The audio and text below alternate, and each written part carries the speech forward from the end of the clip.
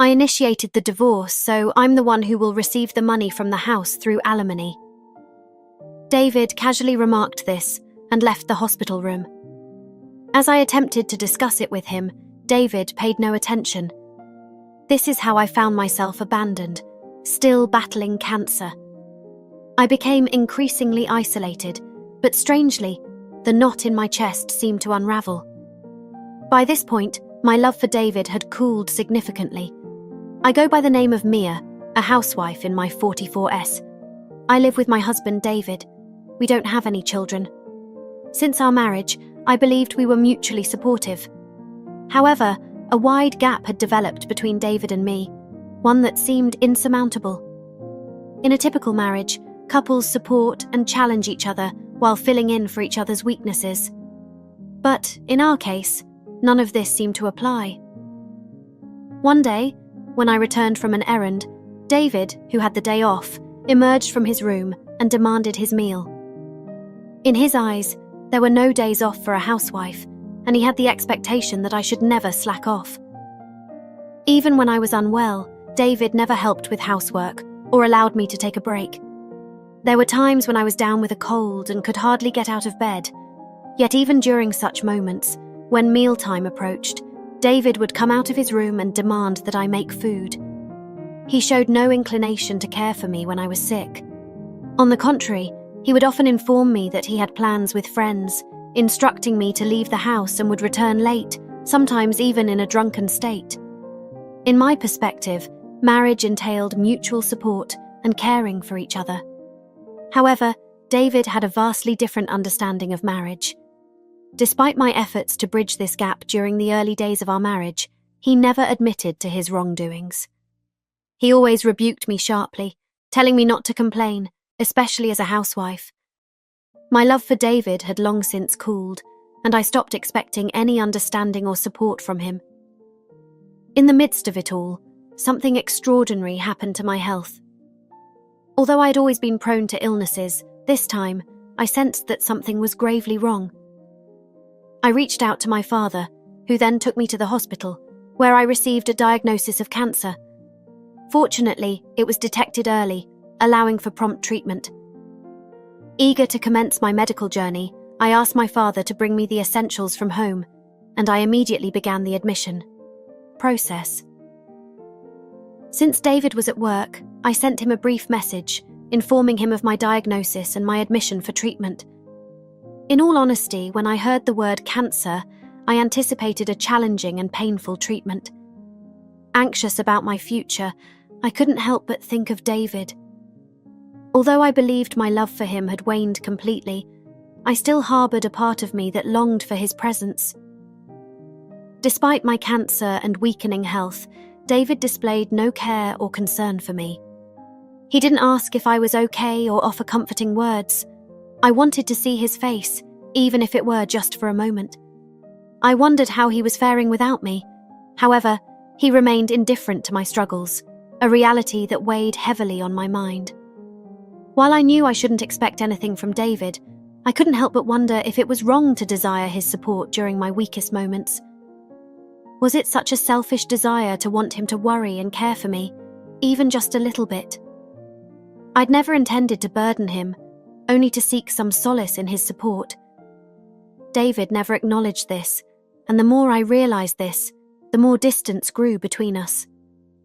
I stopped expecting anything from David, and gradually felt that continuing our relationship was pointless. In the midst of battling my cancer, an unexpected revelation unfolded.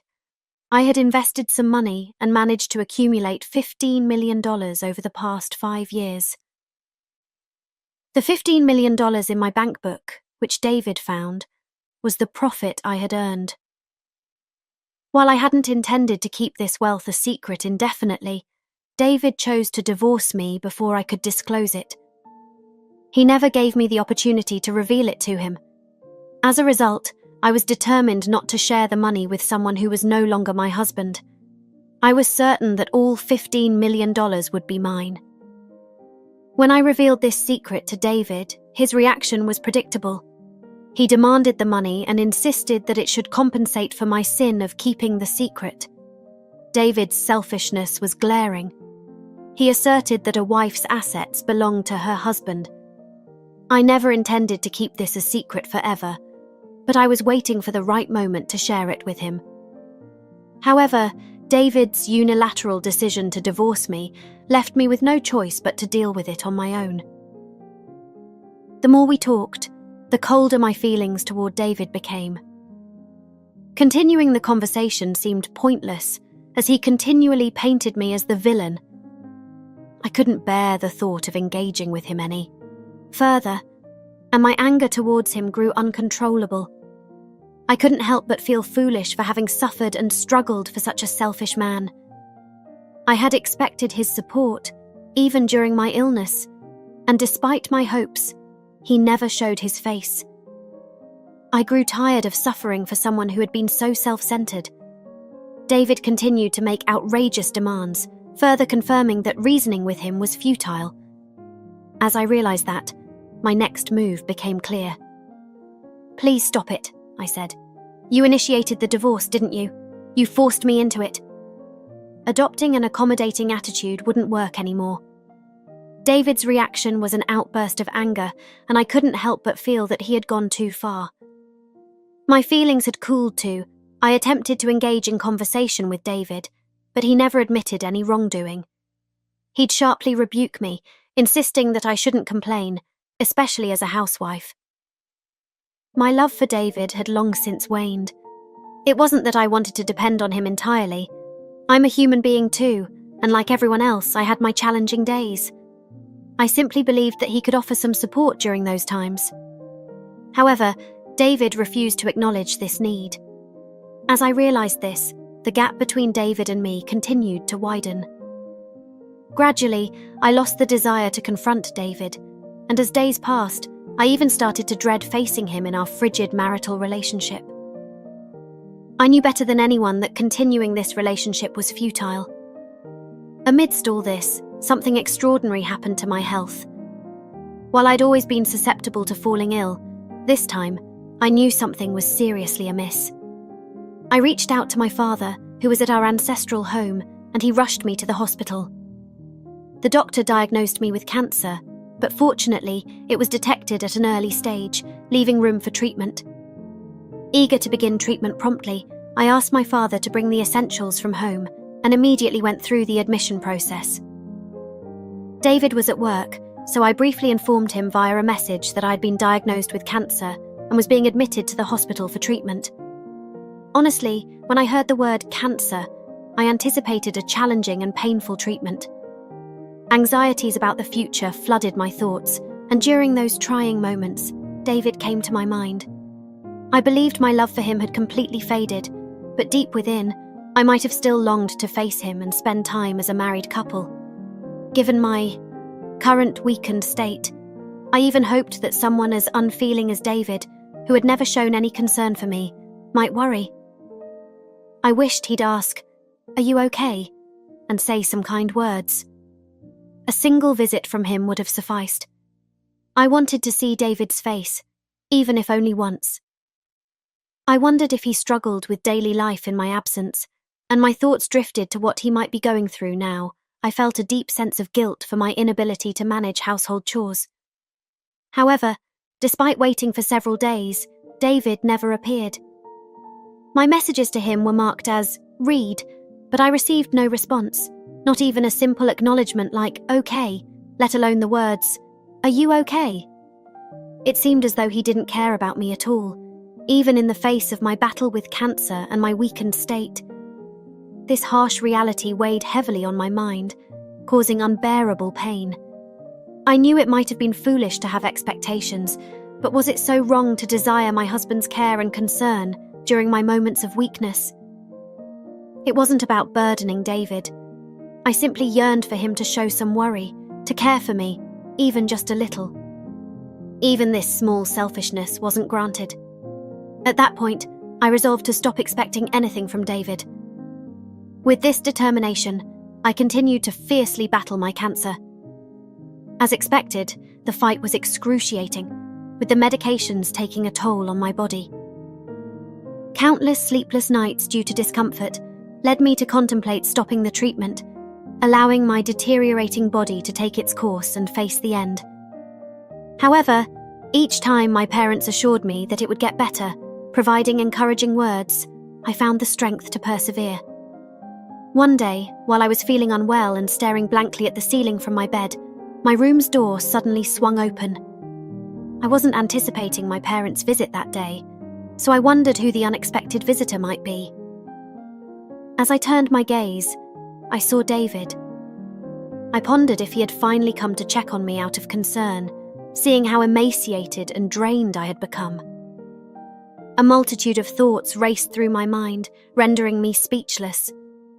Ignoring my initial reaction, David sat down in the chair next to my bed. He quietly observed me and then let out a mocking laugh. "So, cancer does this to you, huh? You look terrible, hardly like a woman at all." His words sent a chilling shiver down my spine. Of all things, he shouldn't have said that to someone still battling cancer. I wished that David would remain silent, but he continued to inflict more hurtful words on me, disregarding my feelings. He mentioned how every day had been wonderful for him since my absence. He admitted that the house was a mess, but life without me had surprisingly become easy. David's cruel words cut even deeper, and I wondered why I had to endure such painful comments from him. There wasn't a single comforting word to be found. I yearned to lash out at him, but my weakened body refused to cooperate, leaving me with no choice but to quietly absorb his hurtful remarks. I gazed at David with empty eyes, and as I did, I noticed him chuckling mockingly. Then, he uttered something entirely unbelievable. "By the way, I've already filed for divorce. I'll take the house in the property division, and you won't have a say in it." The room seemed to spin at his words. He had filed for divorce without my consent, and I was left in shock. Before I could gather my thoughts, David continued speaking, dropping another bombshell.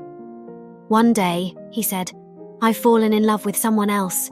She's 24 years younger than me, but I'm serious about her. You're in the way of us being together." The possibility of an affair raced through my mind, but David, perhaps having said his piece, their days felt incredibly long. I was tormented by uncertainty. Did David truly finalize the divorce as he said, or were his words intended to play on my anxieties? Perhaps there was no divorce at all. The one thing that kept me going was a secret plan to completely expose David. I was aware that once he found out about it, even someone as cold-hearted as David would be shaken. I believed that a revelation like this would surely prompt David to contact me. With that in mind, I waited, and sure enough, David called me today. I couldn't take the call in my hospital room, so I ignored it. But David, as persistent as ever, kept calling, despite my phone being on silent mode. The constant vibrations were annoying, so I texted him, "Stop calling, it's annoying." Finally, the calls ceased, but then the messages started pouring in. "Please, I want to talk just once. I'll apologize for everything," and many more. If he couldn't reach me by call, he'd try by text. Every single message was clearly driven by self-preservation. Perhaps David had realized why I had so readily accepted the unilateral divorce. "Can I come to see you?" When I didn't respond, David, perhaps growing impatient, sent that message. Honestly, given my current exhaustion from fighting my illness, the idea of meeting David was almost torturous. However, I figured if I declined, he'd incessantly call, so I replied, "Fine." My revenge plot was about to begin. David, who had treated me poorly for so long and even forced me to divorce, deserved a harsh punishment. Eagerly anticipating David's arrival, I was determined to bring him down. When David entered my hospital room, his voice revealed his panic, showing that he was already feeling cornered. To an outsider, David's reaction might seem a bit over the top, but it was only natural for him to be this frantic. After all, I had a secret ace up my sleeve. "What the hell are you thinking?" With that outburst, David entered my hospital room. His voice clearly revealed his panic, indicating that he was already feeling cornered. To an outsider, David's reaction might seem excessive, but it was only natural for him to be this frantic. After all, I had a secret card to play. I had no idea you had assets worth $15 million. If I knew about this money, why didn't you tell me? Saying this, David placed my bank book on the table. The book clearly showed that I had over $1 billion saved up. Well, you never asked. Who would imagine that a housewife like you would have this kind of money? I would have never divorced you. Maybe you shouldn't have impulsively forced me to divorce. Don't play word games with me. And where did you even get this kind of money from? David, who unilaterally divorced me without my consent, was now complaining that he'd have acted differently if he'd known about my $15 million. It was so self-centered of David to assert that he'd have changed his decision had he known about the money. I decided it was time to let David in on the secret. Actually, the source of this $15 million was from investments I began as a mere pastime. The one who suggested I try investing was my parents. Although David's salary alone was enough for us as a couple to live comfortably, I always wanted to contribute something to our finances. My father was knowledgeable about investments, and when I expressed interest, he taught me hands-on how to invest. Under my father's guidance, I began investing little by little, initially aiming to make even a small profit. I first started investing about 5 years ago. Since then, I've honed my skills considerably. Now, I've become so proficient that even my father exclaims, "I never thought you'd grow this much." The $15 million recorded in the passbook David brought was the profit I earned over those there years.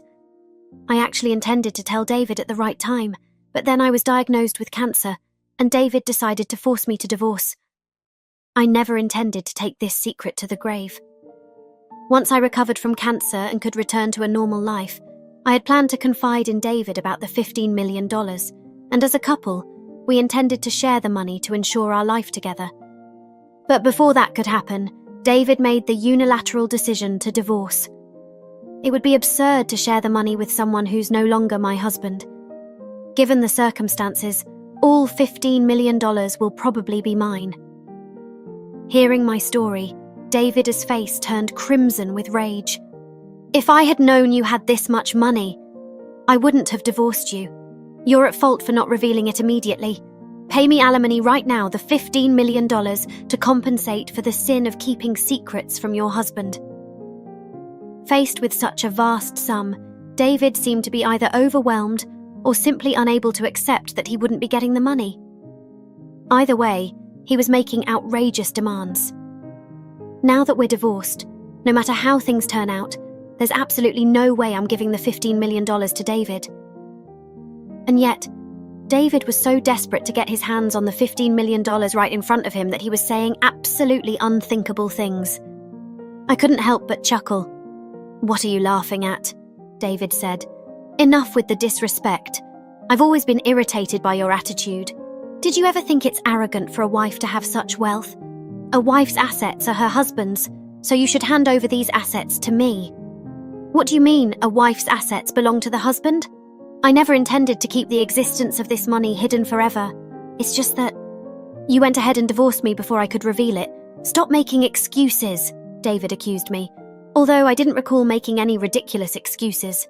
Every time I spoke, David turned to berate, accuse, blame, and belittle me. Frankly, as someone recovering from illness, David's shouting was hard to bear. It resonated in my head unbearably. It was clear that trying to discuss anything further would be futile. No matter what I said, David would probably never listen and continue to paint me as the villain. Once I realized that it was impossible to reason with David, my next move was swift. "Please stop it.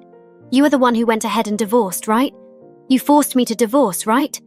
I always knew you were cruel, but I never imagined you'd go this far. When one reaches their limit, can they really become this enraged? What I feel now is not the pain from cancer, but anger towards David. Raising my voice this way will undoubtedly affect my body, but my anger towards this selfish person who was shamelessly sitting beside my bed and blaming me with every word he could think of was unstoppable. When I was diagnosed with cancer, you can't imagine what went through my mind. I thought, maybe now David would worry about me a bit, that he might change his ways and start caring for me. Yet what did you do? You didn't visit me in the hospital, and when you finally did, you filed for divorce and claimed our house. Now that you know about my wealth, you come and blame me like this. Are you kidding me? I'll say it again. I never intended to keep it a secret forever. I was waiting for the right time to tell you, and you ruined that chance. I had never blamed David in this manner before. I always accepted David's selfish actions, thinking that we were a married couple and should stay together without making any complaints or holding any resentment. I always did my best for him. The reason I still wanted to make it work was because of my love for David. I truly loved him. But now, all I feel is an uncontrollable anger and disbelief towards a man who only says selfish things. How did he become so selfish? What kind of education does one receive to become such a person, completely devoid of consideration for others?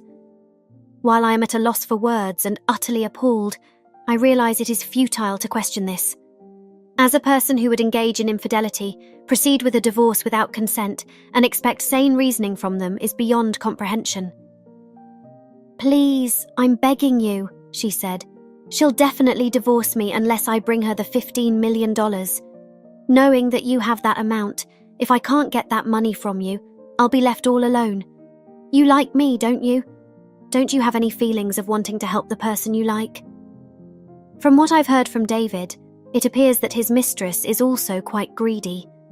Birds of a feather flock together, I suppose. I couldn't help but think that they are well suited for each other, to such an extent that David's circumstances, and whatever suffering he might endure in the future, no longer mattered to me. I was able to completely detach myself from him. "I'm really begging you. I'll do anything. Please, give me the $15 million. If not, I'm going to be in big trouble. Please help me out," David said, kneeling down on the spot, his plea laden with desperation. I had never seen David this desperate before, and his state seemed utterly ridiculous to me. At the same time, I felt a mix of disappointment and despair, akin to the feelings of having been let down because he never showed such desperation for me. The more we talked, the colder my feelings for David became. I couldn't help but feel that continuing the conversation was pointless. The more I interacted with this selfish man, the more certain I became that it would not lead to my happiness. I couldn't help but think that I was foolish for suffering and struggling for such a selfish man, and for expecting, even during my illness, that he might show his face someday. Despite my feelings, David continued to beg desperately, saying, "Please, I'm begging you, help me." However, listening to David's words any longer became the most painful thing for me. "Please leave," I said. David began to plead, "Don't say things like that," adopting a buttering-up attitude. Even that was unbearable to me. At this point, I pressed the nurse call button and called the nurse. After explaining the situation and asking them to remove David, the nurse called the security guard, and David was escorted out. "Please just hear me out, you're the only one who can help," he kept declaring this until the end, but I completely shut out his words. Even after that, David frequently visited the hospital. However, since the nurses were aware of the situation, he was never allowed to enter my room. According to my friends, since David couldn't secure the $15 million, the woman he had an affair with became disappointed in him. She soon proposed a divorce, and now he's reportedly single. On the other hand, I continued to bravely fight against my cancer, and just recently, I was declared completely healed and was able to be discharged from the hospital. Thanks to overcoming my illness, my body now feels invigorated. The sensation of being healthy again is more precious than anything else. Currently, I'm using a portion of the $15 million I had saved up, and I'm leading a relaxed life. To be honest, I'm already 44 and have had enough of marriage. I think I'll probably live out the rest of my life alone. I feel there's nothing wrong with living my life unbound by anyone.